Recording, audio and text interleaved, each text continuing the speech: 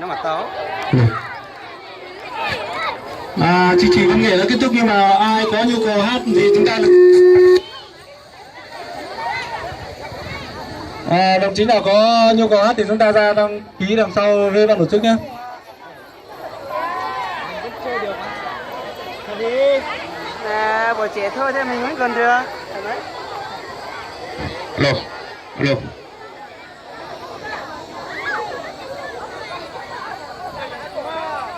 Alo giờ, cô chủ gì là cô húi răng cao với trận đồng giờ.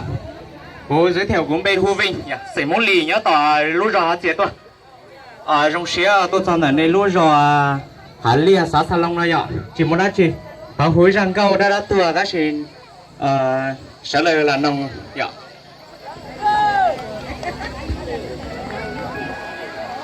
Nhạc quay tới chứ, sao có nhớ này. Răng cao nào muốn lúc bề hay thì cho cha lại thì khởi tuổi nhở.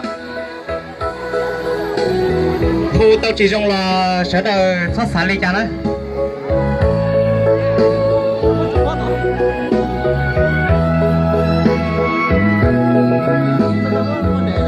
Chuông lời xuống chiều lông bông đo xuống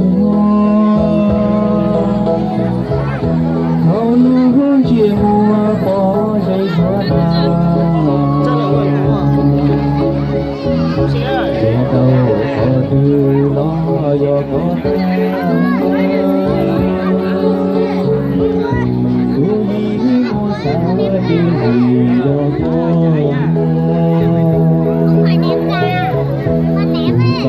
để đủ trong đi tu mô nấu nấu nấu lòng ru ru tu mùa cho đi tu đi tu chỉ muốn đến do cha